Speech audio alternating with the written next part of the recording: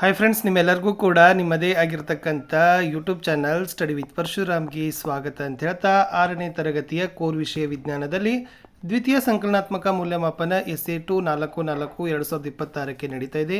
ಇದು ನಾವು DSCRT ಅವರ ಒಂದು ಬ್ಲೂ ಪ್ರಿಂಟ್ ಆಧಾರವನ್ನು ಇಟ್ಕೊಂಡು ರಚನೆ ಮಾಡಿರ್ತಕ್ಕಂಥ ಪ್ರಶ್ನೆ ಪತ್ರಿಕೆ. ಇದಕ್ಕಿಂತ ಮುಂಚೆ ನಾನು DSCRT ಪ್ರಶ್ನೆ ಪತ್ರಿಕೆಯನ್ನು ಕೂಡ ಹಾಕಿದ್ದೀನಿ, ಅದನ್ನು ಕೂಡ ತಾವುಗಳು ನೋಡಿ ಅಂತ ಹೇಳ್ತಾ ಇದು ಕೂಡ ಮೋಸ್ಟ್ ಇಂಪಾರ್ಟೆಂಟ್ ಇದೆ. ಸಮಯ ಸಿಕ್ಕರೆ ಇನ್ನೊಂದು ವಿಡಿಯೋನ ಪೋಸ್ಟ್ ಮಾಡ್ತೀವಿ ಅಂತ ಹೇಳ್ತಾ ಲೈಕ್, ಶೇರ್ ಮತ್ತು ಸಬ್ಸ್ಕ್ರೈಬ್ ಮಾಡೋದನ್ನು ಮಾತ್ರ ಮರೆಯದಿರಿ. ಹಿಂದಿಗಾಗಿ ಕೂಡ ಇದೇ ಥರದ ವಿಡಿಯೋಗಳು ಸಿಗ್ತವೆ. First one multiple choice questions ಇತ್ತು. ಸೊ ಅವುಗಳಲ್ಲಿ ಫಸ್ಟ್ ಕೇಳಿದರು, ನೀರು ಯಾವ ಸ್ಥಿತಿಯಲ್ಲಿ ಹೆಚ್ಚಿನ ಶಕ್ತಿಯನ್ನು ಹೊಂದಿರ್ತದೆ? ಎ ಘನ, ಬಿ ದ್ರವ, ಸಿ ಅನಿಲ, ಡಿ ಮಂಜುಗಡ್ಡೆ. ಸೊ ನೀರು ಅನಿಲ ಸ್ಥಿತಿಯಲ್ಲಿ ಏನಾಗಿರ್ತದಪ್ಪ ಅಂದರೆ ಹೆಚ್ಚಿನ ಶಕ್ತಿಯನ್ನು ಹೊಂದಿರ್ತದೆ ಅನ್ನೋದು ಸರಿಯಾದ ಉತ್ತರ ಆಗಬೇಕು. ಎರಡನೇ ಪ್ರಶ್ನೆ, ಮಿಶ್ರಣದಿಂದ ಪದಾರ್ಥಗಳನ್ನು ಬೇರ್ಪಡಿಸಬೇಕಾದರೆ ಮಿಶ್ರಣವು ಹೊಂದಿರಬೇಕಾದ ಭೌತಿಕ ಸ್ಥಿತಿ ಯಾವುದು? ಅದು ಘನ ಆಗಿರಬೇಕಾ, ದ್ರವ ಆಗಿರಬೇಕಾ, ಅನಿಲ ಆಗಿರಬೇಕಾ, ಅಥವಾ ಮೇಲಿನ ಎಲ್ಲವೂ ಸ್ಥಿತಿ? ಸರಿಯಾದ ಉತ್ತರ ಮೇಲಿನ ಎಲ್ಲವೂ ಸ್ಥಿತಿ.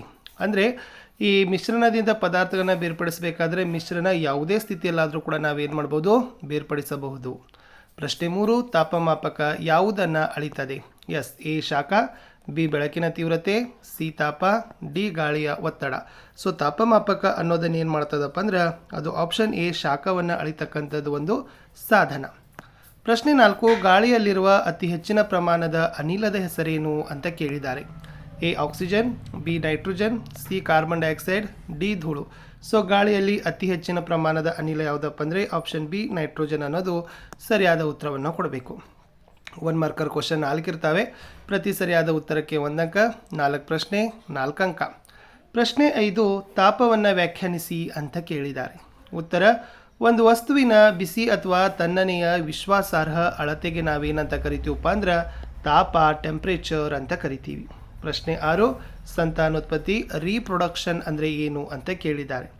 ಉತ್ತರ, ಜೀವಿಗಳು ತಮ್ಮದೇ ಆದ ರೀತಿಯ ಹೊಸ ಜೀವಿಗಳನ್ನು ಉತ್ಪಾದನೆ ಮಾಡ್ತಕ್ಕಂಥ ಪ್ರಕ್ರಿಯೆಗೆ ನಾವು ಸಂತಾನೋತ್ಪತ್ತಿ ಅಂತ ಕರಿತೀವಿ. 7ನೇ ಪ್ರಶ್ನೆ, ಆವಿಕರಣ ಅಂದರೆ ಏನು? ಯಾವುದೇ ಒಂದು ದ್ರವ ತನ್ನ ತಾಪಮಾನದಲ್ಲಿ ಹೆಚ್ಚು ಬದಲಾವಣೆಯಾಗದೆ ತನ್ನ ದ್ರವ ಸ್ಥಿತಿಯಿಂದ ಅನಿಲ ಸ್ಥಿತಿಗೆ ಪರಿವರ್ತನೆಗೊಳ್ಳೋದಕ್ಕೆ ನಾವೇನಂತ ಕರಿತೀವಪ್ಪ ಅಂದ್ರೆ ಆವಿಕರಣ ಅಂತ ಕರಿತೀವಿ ಅನ್ನೋದನ್ನು ನೀವು ಬರಿಬೇಕಿತ್ತು. ಪ್ರಶ್ನೆ 8, ಮಿಶ್ರಣಗಳಿಂದ ಘಟಕ ವಸ್ತುಗಳನ್ನು ಬೇರ್ಪಡಿಸುವುದರ ಉದ್ದೇಶವೇನು? 1ನೇದು ಅಶುದ್ಧಕಾರಕ ಅಥವಾ ಹಾನಿಕಾರಕ ಘಟಕಗಳನ್ನು ತೆಗೆಯಲು, 2ನೇದು ಉಪಯುಕ್ತವಲ್ಲದ ಘಟಕಗಳನ್ನು ತೆಗೆಯಲು, 3ನೇದು ಉಪಯುಕ್ತವಾದ ಘಟಕಗಳನ್ನು ಪ್ರತ್ಯೇಕ ಮಾಡಲಿಕ್ಕೆ ನಾವೇನು ಮಾಡ್ತೀವಪ್ಪ ಅಂದ್ರೆ ಬೇರ್ಪಡಿಸುವಿಕೆಯನ್ನು ಮಾಡ್ತೀವಿ ಅನ್ನೋದನ್ನು ನೀವು ಬರೆದ್ರೆ ಉತ್ತರ ಸರಿ ಆಗ್ತದೆ. ಎನಿ ಒನ್ ಬರೆದ್ರೂ ಕೂಡ ಅಲ್ಲಿ 1 ಅಂಕ ಇದೆ, 1 ಮಾರ್ಕ್ ನಿಮಗೆ ಕೊಡ್ತಾರೆ. ಥರ್ಡ್ ಪೋರ್ಷನ್ಗೆ ಬರ್ತೀನಿ. ಬಿಟ್ಟ ಸ್ಥಳ, ಇಲ್ಲಿನೂ ಕೂಡ 4 ಪ್ರಶ್ನೆಗಳಿರ್ತವೆ. ಪ್ರತಿ ಸರಿಯಾದ ಉತ್ತರಕ್ಕೆ 1 ಅಂಕ. 4 ಪ್ರಶ್ನೆ 4 ಅಂಕ. ಪ್ರಶ್ನೆ 9, ಜೀವಿಗಳು ಉಸಿರಾಡುವಾಗ ಒಳ ತೆಗೆದುಕೊಳ್ಳುವ ಅನಿಲ ಯಾವುದು ಅಂತ ಕೇಳಿದರೆ ಅದು ಬಂದ್ಬಿಟ್ಟು ಆಕ್ಸಿಜನ್ ಅನ್ನೋದು ಸರಿಯಾದ ಉತ್ತರ. 10ನೇ ಪ್ರಶ್ನೆ, ಸೂರ್ಯನ ನಂತರ ಭೂಮಿಗೆ ಅತ್ಯಂತ ಸಮೀಪದಲ್ಲಿರೋ ನಕ್ಷತ್ರ ಯಾವುದು ಅಂತ ಕೇಳಿದರೆ ಸೂರ್ಯದ ನಂತರ ಭೂಮಿಗೆ ಅತ್ಯಂತ ಸಮೀಪದಲ್ಲಿರೋ ಒಂದು ನಕ್ಷತ್ರ ಅದು ಪ್ರಾಕ್ಸಿಮಾ ಸೆಂಟಾರಿ ಅಂತ ಕರೀತಾರೆ. ಇದು ವೆರಿ ಇಂಪಾರ್ಟೆಂಟ್. ಪ್ರಶ್ನೆ 11, ಎಲ್ಲ ಜೀವಿಗಳು ಡ್ಯಾಶ್ಗೆ ಪ್ರತಿಕ್ರಿಯೆಯನ್ನು ಕೊಡ್ತಾವೆ ಅಂತಂದರೆ ಪ್ರಚೋದನೆಗೆ. ಸೊ ಎಲ್ಲ ಜೀವಿಗಳು ಏನು ಮಾಡ್ತಾವಪ್ಪ ಅಂದ್ರೆ ಪ್ರಚೋದನೆಗೆ ಪ್ರತಿಕ್ರಿಯೆಯನ್ನು ಕೊಡ್ತಾವೆ. ಸೂರ್ಯನ ಸುತ್ತ ಸುತ್ತುವ ಭೂಮಿಯ ಭ್ರಮಣಾವಧಿ ಎಷ್ಟು ಅಂತ ಕೇಳಿದ್ದಾರೆ. ಅದನ್ನು 365 ದಿನ ಅಂತಲೂ ಬರಿಬೋದು ಅಥವಾ 1 ವರ್ಷ ಅಂತಲೂ ಕೂಡ ನೀವು ಏನು ಮಾಡ್ಬೋದಪ್ಪ ಅಂದರೆ ಸೊ ಬರೆದ್ರೆ ನಿಮಗೆ ಅಂಕಗಳನ್ನು ಇರ್ತದೆ. ಇಷ್ಟು 1 ಮಾರ್ಕರ್ ಇತ್ತು. ಇನ್ನು 2 ಮಾರ್ಕರ್ ಕ್ವಶನ್ಸ್ಗೆ ಬರೋಣ. ಪ್ರಶ್ನೆ 13, ದೇಹದ ತಾಪದ ಮೇಲೆ ಪ್ರಭಾವ ಬೀರೋ ಅಂಶಗಳಾವವು ಅಂತ ಕೇಳಿದ್ದಾರೆ. 3 ಅಂಶಗಳು ಪ್ರಭಾವ ಬೀರ್ತದೆ. 1ನೇದು ವಯಸ್ಸು, 2ನೇದು ದಿನದ ಸಮಯ, 3ನೇದು ಚಟುವಟಿಕೆಯ ಮಟ್ಟ. ಪ್ರಶ್ನೆ 14, ಆವಿಯಾಗುವ ಪ್ರಕ್ರಿಯೆಯನ್ನು ಪ್ರಭಾವಗೊಳಿಸೋ ಅಂಶಗಳನ್ನು ತಿಳಿಸಿ. ಅಲ್ಲಿನೂ ಕೂಡ 4 ಅಂಶ ಬರೀಬೇಕು. ತಾಪಮಾನ, ಆರ್ದ್ರತೆ, ಸೂರ್ಯನ ಬಿಸಿಲು, ಗಾಳಿಯ ವೇಗ. ಇವು 4 ಕೂಡ ಏನಾಗ್ತಾವಪ್ಪ ಅಂದ್ರೆ ಆವೀಕರಣ ಪ್ರಕ್ರಿಯೆಗೆ ಪ್ರಭಾವವನ್ನು ತಂದು ಕೊಡ್ತಾವ. ಪ್ರಶ್ನೆ 15, ಶೈತ್ಯನ ಪರಿಣಾಮ ಅಂದರೆ ಏನು? ಒಂದು ಉದಾಹರಣೆ ಕೊಡಿ ಅಂತ ಕೇಳಿದ್ದಾರೆ. ಯಾವುದೇ ಒಂದು ವಸ್ತು ಆವಿಕರಣ ಮುಖಾಂತರ ತನ್ನ ತಾಪಮಾನವನ್ನು ಕಡಿಮೆಗೊಳಿಸುವ ಅಥವಾ ತಣ್ಣನೆಯ ಅನುಭವವನ್ನು ನೀಡ್ತಕ್ಕಂಥ ಪ್ರಕ್ರಿಯೆಗೆ ನಾವು ಶೈತ್ಯನ ಪರಿಣಾಮ ಅಂತ ಕರಿತೀವಿ. ಇದಕ್ಕೆ ಉದಾಹರಣೆ ಏನಪ್ಪ ಅಂದರೆ ಅತಿಯಾದ ಬೆವರಿನ ನಂತರ ಮೈಯೆಲ್ಲ ತಣ್ಣನೆಯ ಅನುಭವವನ್ನು ಉಂಟಾಗೋದು ಅನ್ನೋದನ್ನು ನೀವು ಬರಿಬೇಕು. 16ನೇ ಪ್ರಶ್ನೆ, ಬಡಿಯುವಿಕೆ ಅಂದರೇನು? ಅದನ್ನು ಯಾವ ಸಂದರ್ಭದಲ್ಲಿ ಬಳಸ್ತೀರಿ? ಬಡಿಯುವಿಕೆ ಅಂದರೆ ಈ ಪೈರಿನಿಂದ ಕಾಳುಗಳನ್ನು ಬೇರ್ಪಡಿಸಲು ಪೈರನ್ನು ಗಟ್ಟಿ ವಸ್ತುವಿನ ಬಡಿಯುವ ಪ್ರಕ್ರಿಯೆಗೆ ನಾವೇನಂತೀವಿ ಬಡಿಯುವಿಕೆ ಅಂತ ಕರಿತೀವಿ. ಅಂದರೆ ಧಾನ್ಯಗಳಿಂದ ಪೈರುಗಳನ್ನು ಬೇರ್ಪಡಿಸುವ ಪ್ರಕ್ರಿಯೆ ಬಡಿಯುವಿಕೆ. ಇದನ್ನು ರೈತರು ಧಾನ್ಯದ ಬೀಜಗಳನ್ನು ಪೈರುಗಳಿಂದ ಬೇರ್ಪಡೆ ಮಾಡಲಿಕ್ಕೆ ಏನು ಮಾಡ್ತಾರಪ್ಪ ಅಂದ್ರೆ ಬಡಿಯುವಿಕೆಯ ವಿಧಾನವನ್ನು ಬಳಸ್ತಾರೆ ಅನ್ನೋದನ್ನು ಬರೆದ್ರೆ ಸಾಕು. 17 ಕಪ್ಪೆಯ ಜೀವನ ಚಕ್ರವನ್ನು ತಿಳಿಸಿ ಅಂತ ಕೇಳಿದ್ದಾರೆ. ಅದು ಮೊಟ್ಟೆ ಬರ್ತದೆ, ಭ್ರೂಣ, ಗೊದಮೊಟ್ಟೆ, ಕಪ್ಪೆ, ಲಾಸ್ಟ್ ಬರ್ತಕ್ಕಂಥದ್ದು ವಯಸ್ಕ ಕಪ್ಪೆ. ಇದು ಕಪ್ಪೆ ಜೀವನ ಚಕ್ರದ ಹಂತಗಳು. ಇನ್ನು 18ನೇ ಪ್ರಶ್ನೆ, ಸೌರಶಕ್ತಿಯನ್ನು ಬಳಸಿ ಕಾರ್ಯನಿರ್ವಹಿಸುವ ಉಪಕರಣಗಳನ್ನು ಪಟ್ಟಿ ಮಾಡಿರಿ ಅಂತ ಕೇಳ್ಬೋದು. ಸೋಲಾರ್ ದೀಪಗಳು, solar water heater, solar cooker, solar ವಿದ್ಯುತ್ ಕೋಶ, ಇವೆಲ್ಲ ಏನಪ್ಪ ಅಂದರೆ ಸೌರಶಕ್ತಿಯನ್ನು ಬಳಸಿ ಕೆಲಸ ಮಾಡ್ತಕ್ಕಂಥ ಸಾಧನಗಳು. ಪ್ರಶ್ನೆ 19, ಅರಣ್ಯೀಕರಣಗಳಿಂದ ಆಗುವ ಉಪಯೋಗಗಳೇನು? ಇವು ಅರಣ್ಯಗಳಂದರೆ ನಮ್ಮ ಪರಿಸರದ ಜೀವನಾಡಿ ಅಂತ ಕರಿತೀವಿ. ಅಂದರೆ ಈ ಅರಣ್ಯಗಳು ಎಲ್ಲ ಜೀವಿಗಳಿಗೆ ಆಹಾರ ಮತ್ತು ಆವಾಸವನ್ನು ಒದಗಿಸ್ತವೆ, ಹೆಚ್ಚಿನ ಆಮ್ಲಜನಕದ ಪ್ರಮಾಣವನ್ನು ಉತ್ಪಾದನೆ ಮಾಡ್ತವೆ, ಮಳೆ ಪ್ರಮಾಣವನ್ನು ಹೆಚ್ಚಾಗಿ ತರಿಸ್ತವೆ.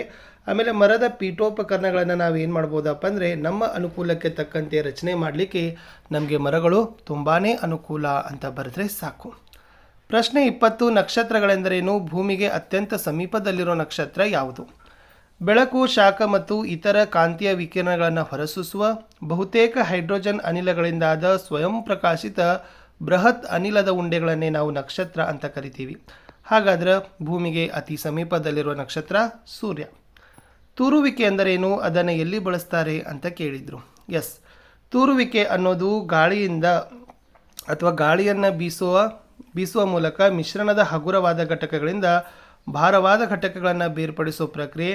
ಈ ಭಾರವಾದ ಧಾನ್ಯಗಳಿಂದ ಹೊಟ್ಟಿನಂಥ ಹಗುರವಾದ ಕಲ್ಮಶಗಳನ್ನು ಬೇರ್ಪಡಿಸಲಿಕ್ಕೆ ಸಾಮಾನ್ಯವಾಗಿ ರೈತರು ತೂರುವಿಕೆ ವಿಧಾನವನ್ನು ಬಳಸೋದು.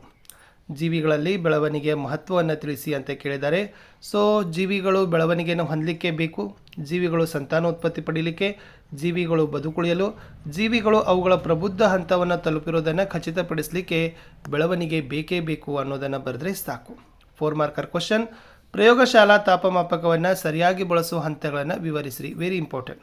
ಇಲ್ಲಿ ಪ್ರಯೋಗಾಲಯದ ಥರ್ಮಾಮೀಟರನ್ನು ಬಳಸಿಕೊಂಡು ತಾಪವನ್ನು ಅಳಿತಕ್ಕಂಥ ಸರಿಯಾದ ವಿಧಾನ.